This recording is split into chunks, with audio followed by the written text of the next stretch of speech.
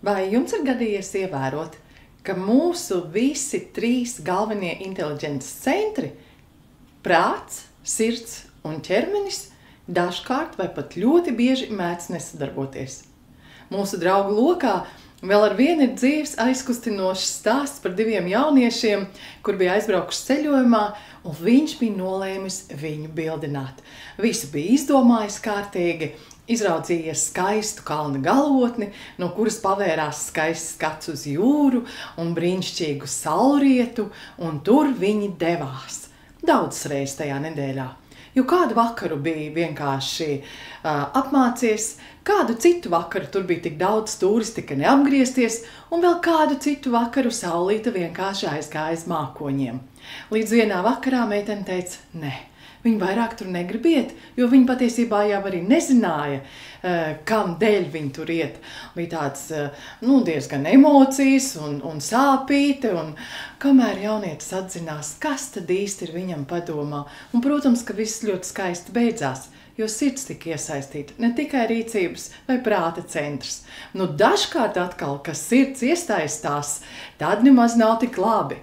Jo tad tur ir sāpīte, tad tur ir aizvainojums, un tad tur ir dusmas, un tad vēl iestartē rīcības centrs, kas saka, jā, mēs iesim un parādīsim. Un beigās, kad tas viss tā vētra ir norimusies, tad jūs domājat, kāpēc es nepadomāju? Rezultāts varēja būt pavisam savādāks. Bet kā tas var būt, ka mūsu pašu ķermeņa daļas, mūsu pašu centri nesadarbojās viens ar otru un dara, ko grib? Mani sauc Elita Moisēja, un šis ir podcasts Eniagrammas mazie noslēpumi.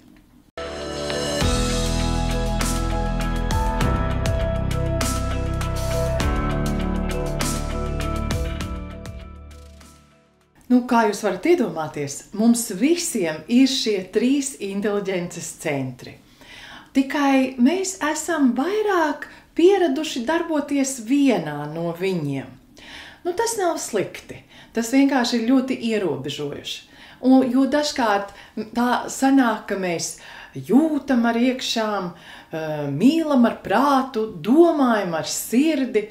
Tāda sajūta, it kā jums mājās būtu ļoti sarežģīta veļas mazgājumā mašīna ar ļoti daudzām programmām, bet jūs visu laiku izmantojat vienu un to pašu. 20 minūtes 30 grādos, 20 minūtes 30 grādos. Līdz brīdim, kamēr tur uz ekrāna parādās izmisīgs lūgums no veļas mašīnas puses, nomainiet programmu.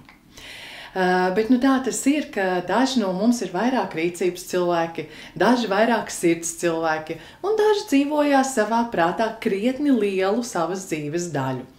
Protams, ka mēs visi mākam rīkoties. Jautājums ir, cik ļoti klātesoši mēs esam tajā brīdī, kad mēs rīkojamies. Jo mēs cilvēki esam ļoti viltīgi. Mēs mākam autopilotā rīkoties pat ļoti sarežģītās situācijās vai izpildīt ļoti sarežģītas darbības. Piemēram, vadīt auto. Kad mana meita dažkārt aizņemās manu auto, kuru es vadu jau diezgan daudz gadus, un viņa man piezvana un prasa, mamma, kur ir tas kloķis, kas tīra aizmugurējo stiklu? Es nevaru atcerēties, jo mana roka to kloķi parasti atrod automātiski, un mans prāts nemaz nezin, kur tas atrodas.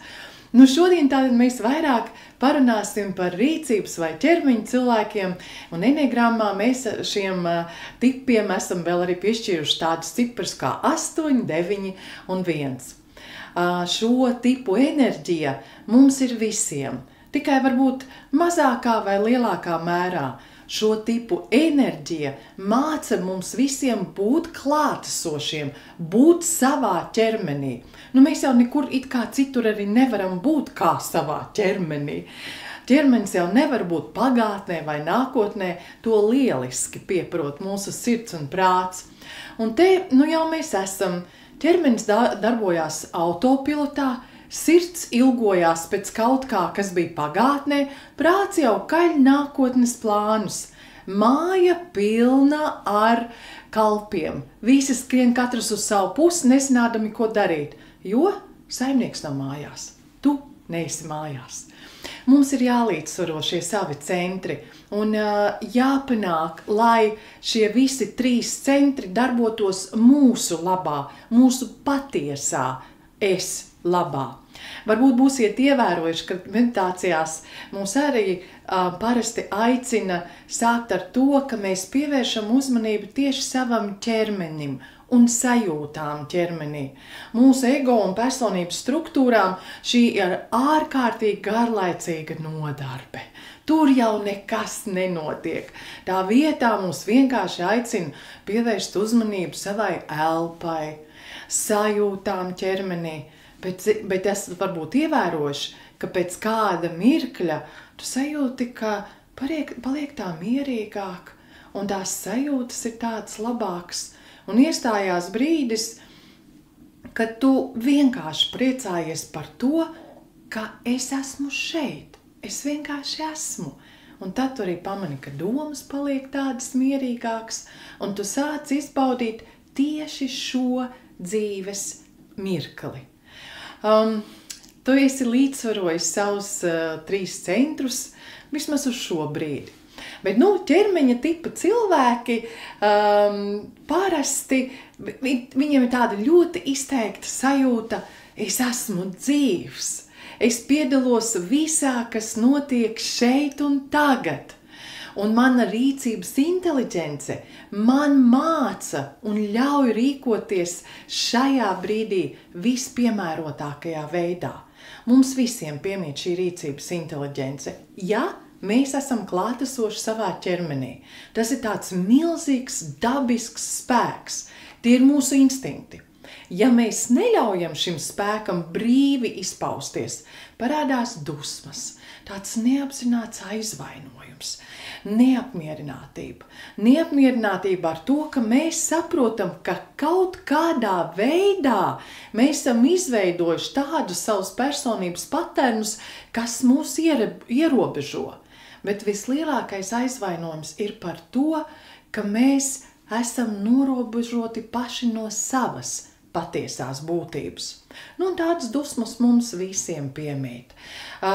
Daži cilvēki gan saka, ka dusmas nav vispār daļa no viņu ēdienkartes. Dusmām ir milzīgs spēks, un es jūs aicinātu kādreiz izbaudīt šo spēku un dusmoties apzināti. Atmetiet to emocionālo iemeslu, kāpēc šīs dusmas ir radušās, bet vienkārši izbaudiet, cik milzīgs spēks jūsos dzīvo. Šis spēks mums ir ārkārtīgi vajadzīgs, šī enerģija mums ir vajadzīga, jo nestādos priekšā, ka mūsu pārveida vai transformācija varētu notikt tādā pavītušā enerģijas ēnā. Šodien mēs, kā jau teicu, runāsim par šiem 3 tipiem, un viņiem dusmas izpaužās ļoti atšķirīgi. 8. tipa cilvēki dusmas pauž atklāti un skaļi, kā zibens no skaidrām debesīm. 9. tipa cilvēki ir tie, kas saka, dusmas viņiem nav, jo viņi nevēlās dusmoties un kaut kādā veidā padarīt to situāciju nesmuku. Savukārt, 1. tipa cilvēki vienmēr vēlās būt labi cilvēki. Un labi cilvēki nemēdz dusmoties, viņi savas dusmas kontrolē. Bet mazliet tā konkrētāk par šiem 3 tipiem. Kaut gan stāstījums būs ļoti īss, jo par šiem cilvēkiem par šo enerģiju mēs varam runāt dienām ilgi. Bet vispirms, mēs sākam enneagrammā vispirms ar 8. tipa cilvēkiem un šo milzīgo enerģiju. Diezgan loģiski, jo tā ir spēcīga enerģija.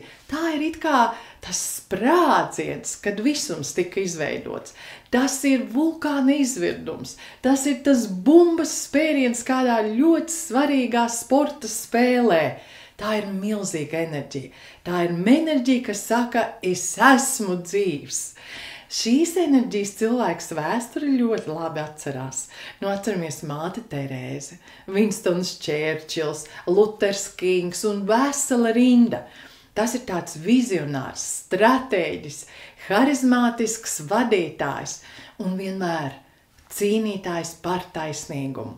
Tādu veselīgu 8. tipa enerģiju jūs varat redzēt filmā Gladiators, kur galvenajā lomā ir Russells Krovs. kas arī pats dzīvē ir 8. tipa pārstāvis. Šo cilvēku bāziskā vēlme ir būt stipram. Tā ir viņu motivācija. Viņus nevar nepamanīt.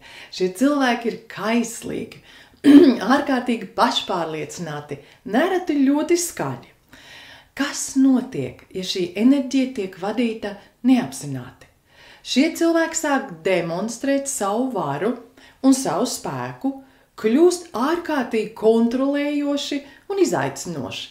Viņu mīļākais teiciens ir my way or highway. Vai nu tā kā es gribu, vai nu uzredzēšanos. Mēs dēvējam šos cilvēkus par izaicinātājiem.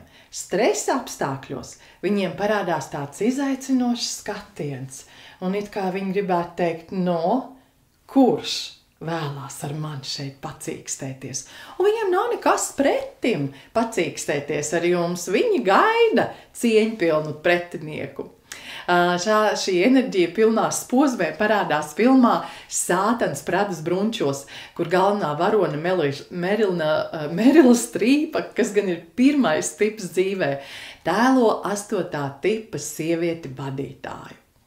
Šie cilvēki ļoti atklāti izrāda dusmas, vienmēr gatavi iesaistīties konfliktos, un parasti viņi domā, ka to viņi dara taisnīguma vārdā. Mēs viņus saucam par konfliktu karaļiem.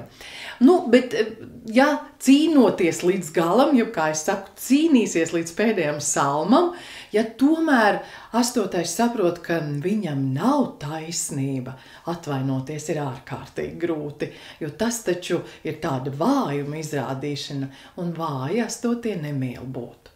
Runā tieši, nav diplomāti un uzvedās kā tādi ziloņu trauku veikalā.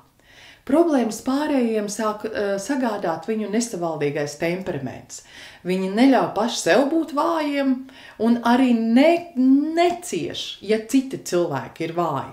Protams, ja ir nepieciešams kādam palīdzēt, jo viņš patiesi ir vājš, viņam ir objektīvs iemesls, tad 8. kā es saku, iestājās vājo partijā un ir gatavs palīdzēt. Viņiem ir ļoti grūti pakļauties citu cilvēku rīkojumiem, tāpēc viņi vienmēr uzņemās iniciatīvu paši un atbildību paši. Tur ir mani cilvēki, mans finansu direktors, mani tīrumi un es pats savas dzīves saimnieks. 8. tipa galvenais uzdevums ir saprast, ko darīt ar šo enerģiju, ar šo ļoti spēcīgo savu enerģiju. Ir jāsaprot, ka tu ar to vari graut, un tu tieši ar šo pašu enerģiju vari celt, iedvesmot un uzlabot citu cilvēku dzīves. Ir jākļūst brīvam no pārliecības, ka tev vienmēr ir jābūt stipram un vienmēr ir jākontrolē apkārtējie cilvēki un visa apkārtējā vide. Šī tipa cilvēki rīkojās ārkārtīgi ātri un izmanto savu prātu, lai pabalstītu savas rīcības. Bet visvairāk viņi baidās atvērt sirdi, izrādīt savu maigo un ievainojamo dabu. Viņi tiek galā ar dažāda rakstura sāpēm, ir bezbailīgi, bet viņi nemāk tikt galā ar sirds sāpēm. Vispirms ir jāsāk strādāt tieši ar šo savu centru, ar sirdi šiem cilvēkiem. Tālāk mēs paskatāmies uz nākamajiem rīcības tipa cilvēkiem. Un šie ir krietni savādāki cilvēki, mēs viņus saucam par miera nesējiem, lai gan viņi vēl ar vienu ir rīcības tipa cilvēki. Šī enerģija, šī 9. tipa enerģija mums māca, ka jo vairāk mēs esam klātesoši savā ķermenī, jo vairāk mēs jūtamies kā daļa no apkārtējās pasaules. Viss, kas šeit notiek, skar arī mani, un es varu iesaistīties tanī visā. Es varu būt brīvs no pārliecības, ka mana iesaistīšanās nav svārīga, tā taču neko nemainīs. Šī tipa enerģija mums māca, kā būt mierā ar to realitāti, kas ir, un nebūt pasīvam, un iesaistīties apkārt notiekošajā. Šie cilvēki savā veselīgajā tādā līmenī māk būt ļoti modri attiecībā uz citu cilvēku vajadzībām un arī, kas ir pats svarīgākais, attiecībā paši uz savām vajadzībām. Viņi rada tāda miermīlīga, emocionāli mierīga, fiziski ļoti darbīga un ar dzīvi apmierināta cilvēka iespaidu. Caur šo ar dzīvi apmierināta cilvēka sajūtu viņi spēj nodibināt krietni dziļas attiecības ar apkārtējiem. Jebkurā dzīves situācijā viņi meklē mieru un harmoniju. Mums dzīves nogurdinātajiem un intensīvajiem tipiem šī 9. tipa cilvēki ļoti patīk. Mēs šo cilvēku klātbūtnē izjūtam tādu milzīgu atvieglojumu un mieru, tādu mājas sajūta. Ir diezgan bieži redzēti laulātie pāri un partneri, kur viens ir 8. tipa pārstāvis un otrs ir 9. tipa pārstāvis, kur viņi abi divi viens otru harmonizē un neļauj vienā gadījumā aizmigt 9. tipam un otrā gadījumā 8. tipam nepārdegt savā kvēlē. Tas, kas vislabāk raksturo 9. tipa enerģiju, ir stāsts par pazudušo dēlu. Tu tāds vainīgs, nezini, kā ierasties mājās, bet tur tevi saņem ar atplestām rokām un milzīgu mīlestību. Lai gan šī tipa pārstāvi neraujās būt uz skatuves, arī viņus mēs labi pazīstam. Mēs vēl ar vienu atceramies karalieni Elizabeti II. Mēs zinām un novērtējam bijušo ASV prezidentu Baraku Obamu, Klaudija Monē, Kārlis Jungs, Volts Disnejs. Es te saucu tādus pasaules mēroga cilvēkus, vienkārši tāpēc, lai jūs saprastu, ja jūs jūtat, ka jums ir daudz šīs enerģijas, lai jūs saprastu, kādi vēl cilvēki ir jūsu enigrammas saimē un redzētu, kāds ir jūsu potenciāls.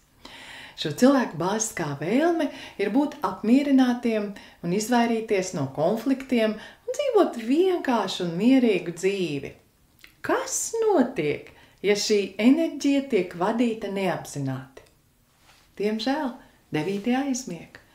Viņi sāk iesaistīties apkārtējā pasaulē tikai pēc pārējo cilvēku uzaicinājuma un nevis paši pēc savas iniciatīvas.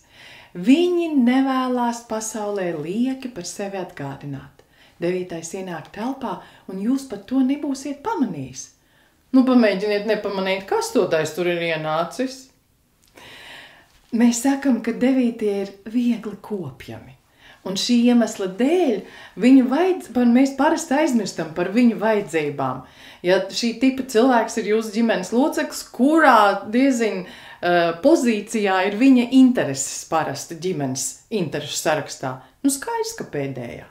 Šie cilvēki ir arī starpām ļoti radoši, ļoti talantīgi, bet viņu šī radošā enerģija, radošie projekti diezgan apslāpēti, jo viņi vienkārši ir pārāk aizņemti pildot jūsu nākotni, jūsu aģendu, jūsu plānus, iesaistoties jūsu projektos, un viņi tam piekrīt, jo viņi nespēj pateikt nē. Viņi nevēlās iesaistīties nevajadzīgos strīdos. Mīļā miera labad, es atkal saku jā. Šī iemesla dēļ no malas 9. tipa cilvēki izskatās tādi diezgan neizlēmīgi, bet viņiem pašiem arī vēl piemīt iekšējais kūtrums, kura galvenais iemesls ir nesašūpot laivu. Kā jau es teicu, viņiem ir ļoti grūti pateikt nē. Savas dusmas 9. pilnībā neatzīst. Tāda atklāta dusmu izrādīšana no viņiem prasa pārāk liela enerģija. Tāpēc ļoti bieži viņi labprātāk paliek pasīvi agresīvi. Šo cilvēku uzdevums vai šī tipa cilvēku uzdevums ir noticēt, ka viņi patiešām ir spējīgi risināt konfliktus, apvienot un vadīt cilvēkus, ka viņi ir darbīgi un dinamiski un ka viņiem ir savas vajadzības, uz kurām viņiem ir pilnīgas tiesības pretendēt. Viņiem ir jāatbrīvojās no pārliecības, ka mana iesaistīšanās jau neko nemainīs, ka mana klātbūtne nav svarīga. Lai gan šie cilvēki ir ķermeņa un rīcības cilvēki vēl ar vienu, tieši rīcība sagādā vislielākās grūtības. Viņi labprātāk dzīvo savā prātā un savā sirdī. Bet šeit, lai varētu panākt pārmaiņas sevī, vispirms būtu jāsāk tieši ar rīcības centru. Tāda brīnišķīga filma, ko es iesaku noskatīties par 9. tipa enerģiju, tā gan ir tāda jau vairāk vidējo līmeņa enerģija. Filma saucās Trakā dullā mīlestība, kur galvenais varonis ir 9. tips. Nākamie šajā rīcības cilvēku triādē ir 1. tipa cilvēki. Šo cilvēku enerģiju mums māca, ka visums nav haotisks. Te ir noteikta kārtība, savs ritms, sava gudrība. Viss ir tieši tā, kā tam ir jābūt šajā noteiktajā brīdī, un es rīkojos atbilstoši tam, kas ir. Nevis atbilstoši tam, kā vajadzētu būt, bet nav. Šo cilvēku bāziskā vēlme ir būt labiem un pareiziem. Tādi piemēri, ko mēs varētu atpazīt pasaulē, ir Nelsons Mandela, Margaret Thatchere, Anglijas karalis Čārls, arī Keita Middletone, Hillary Clintone vai Merila Strīpa jau manis pieminētā. Mēs noteikti būsim pamanījuši viņas viedās uzrunas Oskara pasniegšanas ceremonijās. Šie ir ļoti apķērīgi cilvēki, ļoti viedi. Viņiem piemīt tāda zālamāna gudrība, spēja spriest ārpus ierastā, ārpus kastītes. Viņi patiešām ir labi dzīves skolotāji un harizmātiski vadītāji. Šos cilvēkus mēs saucam par reformistiem. Tie ir principiāli ideālisti. Viņiem ir augsti iekšējie standarti, morāls principi. Šie cilvēki ātri pamana, kas nav pareizi, un steidzās to saglabot. Viņiem ir milzīga atbildības sajūta, milzīga disciplinētība un kārtīguma izpratne. Viņi bieži, vai nē, ko es saku, viņi vienmēr uzskata, ka viņiem ir taisnība, un viņu mīļākais teiciens ir, bet es taču teicu. Un tieši ar tādu intonāciju, kas mūs visvairāk kaitina. Viņi savukārt ļoti jūtās aizvainoti, ja cilvēki nerīkojās pareizi, bezatbildīgi, negodīgi, jo viņiem pašiem piemīt misijas apziņa, kas liek viņiem pašiem būt ļoti atbildīgiem par visām nekārtībām. Viņi ir gatavi strādāt kopējā labuma vārdā un aiz sevis atstāt krietni labāku pasauli. Stresa apstākļos šie cilvēki kļūst ļoti kritiski un pirmām kārtām attiecībā paši uz sevi un, protams, kā arī uz visiem pārējiem. Viņiem iekšēji skan tāda milzīga kritiķa balss, kas nepārtraukti uzlabo, nosoda, komentē. Es jau stāstīju pirmajā raidījumā par to, ka pirmajā reizē es sapratu, ka es esmu šis tips. Man likās tāds labs cipars, numur 1, un viss tā diezgan atbilst, es tāda kārtīga un disciplinēta. Un pārtraukumā, kad es teicu pasniedzējam, ka es esmu atradusi savu tipu, viņa pirmais jautājums bija, tu dzirdi to balsi? Un es īsti nesapratu, pa ko iet runa. Es teicu, kādu balsi? Viņš teica, tu nemaz neesi tas tips, jo pirmā tipa cilvēki zina, ko nozīmē šī balss. Šie cilvēki izvirza sev ārkārtīgi augstus standartus, bet, kad standarti ir sasniegti, viņi tos atkal paaugstina. Tāda cīņa ar veicinamā mūža garumā. Te jums pilnīgi noteikti ir jānoskatās filma par Mēriju Popinsu un Benksa kungu. Tur ir tāda pirmā tipa cilvēku buķete. Stāsta pamatā, sižeta pamatā ir stāsts par to, kā Volts Disnejs, kas ir 9. tips, ko filmā tēlo Toms Henks, kas dzīvē gan ir 6. Kā Volts Disnejs ir nolēmis uzaicināt pie sevis Traversas kundzi, kas ir uzrakstījis stāstu par Mēriju Popinsu. Traversas kundzi filmā attēlo Emma Thompsone. Viņa dzīvē ir 1. tips. Traversas kundze ir 1. tips, un Mērija Popinsa arī ir 1. tipa tēls. Ārkārtīgi interesants stāsts, jūs sajutīsiet visu par tādu, es teiktu, diezgan vidēja līmeņa 1. tipa enerģiju. Šo cilvēku uzdevums ir pirmām kārtām iemācīties pieņemt pasauli tādu, kāda viņa ir. Pieņemt apkārtējos tādus, kādi viņi ir patiesībā. Ir jābūt brīvam, beidzot brīvam no pārliecības, ka tev ir tiesības spriest tiesu par visu un visiem, it kā tu zinātu vislabāk, bet ļaut pārējiem pašiem nonākt pie savas patiesības savā laikā un savā veidā. Šī pieņemšanas spēja vairo spēju skaidri saprast notiekošo un rīkoties gudri, uz ko pirmie tik ļoti ir spējīgi. Arī šie ir rīcības cilvēki. Un rīcības centrs, protams, ir pirmais, kas sāk darboties, un nākamais, kas šeit piebiedrojās, ir sirds centrs. Aizvainojums par to, ka pārējie nezin, kas viņiem ir jādara un neklausa, ko es viņiem saku. Prāta centrs gan šeit ir atstāts pēdējā vietā, un redzu, ka ir nepareizi, aizvainojos, sadusmojos, bet ja būtu pieslēgus prātu, varbūt, ka es tomēr saprastu un domātu savādāk. Šī tipa cilvēkiem ir jāsāk strādāt tieši ar savu prāta centru. Viens no maniem mīļākajiem pirmā tipa cilvēkiem, Richards Rohrs, ko es esmu satikusi arī dzīvē, teologs un neskaitāmo grāmatu autors, savā grāmatā Kritiens augšup saka šādus vārdus. Ja esi piedevis sev nepilnību un kritumu, tad vari to piedot arī pārējiem. Ja tu to neesi spējis izdarīt pats, tad es baidos, ka tu savas skumjas, absurdumu un bezjēdzību nodosi arī tālāk. Mīļie draugi, ja jūs atpazīstat kādu no šodien aprakstītajiem tipiem vai tipu enerģijām, es būtu ļoti pateicīga, ja jūs padalītos komentāros, kas tā bija par situāciju, ko jūs atcerējāties. Piesako šim podkastam YouTube, Apple podcastu un Spotify. Tiekamies nākamajā mūsu raidījumā, kurā es runāšu par sirds tipiem, par 2., 3. un 4. enneagrammas personības tipu. Mani sauc Elta Moiseja, un šis ir podcasts Enneagrammas mazie noslēpumi. Uz tikšanos!